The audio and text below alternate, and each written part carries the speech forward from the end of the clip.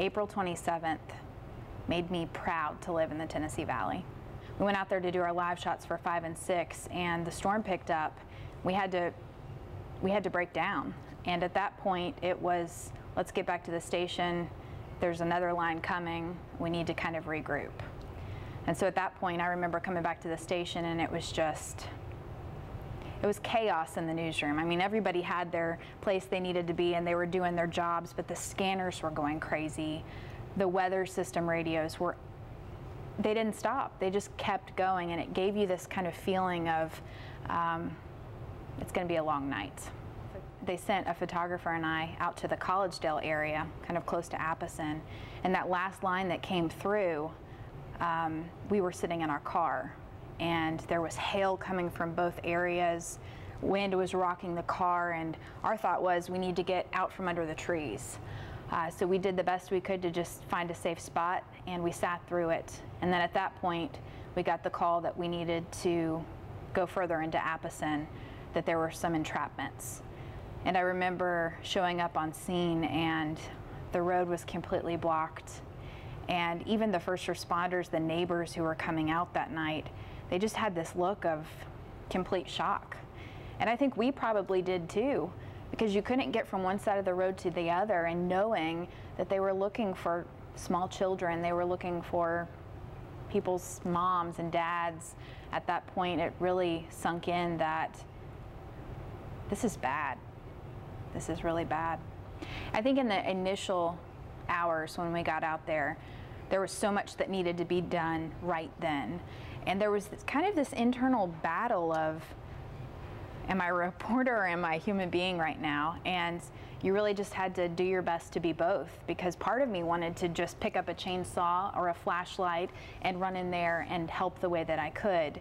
But the best thing that I could do was get the information out to people, for one, their safety, and two, just so that they would have some kind of knowledge as to what was happening.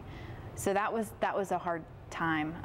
I think that later on, as we did our stories through the week, and it was day after day after day of those stories and meeting different people with, different impacts from the storm, it kind of started to wear on you a little bit. I remember being out in Ringgold on Cherokee Valley Road, and I met a man who lived close to the Black family. Of course, the entire Black family was killed that day.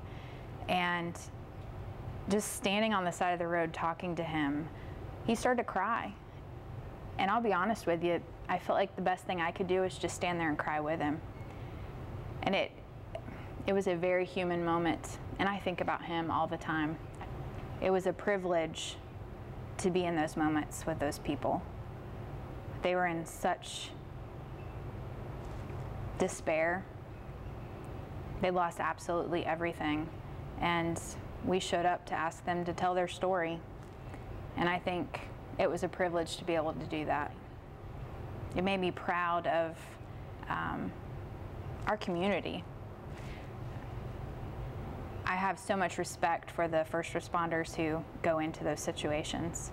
I have loved ones that are first responders, but it gave me more respect for them, just seeing what they threw themselves into. And there were so many of them. They lost houses. They had family members injured, and they put all that on hold to do their job and be out there for the people who couldn't help themselves. And that was inspirational.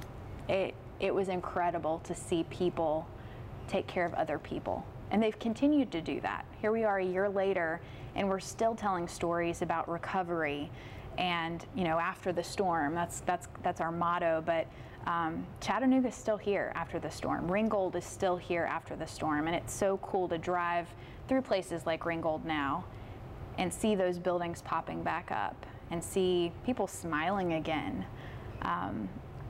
Everybody said we will rebuild, but I'm not gonna lie, there were moments where I thought, I don't know, this is a lot.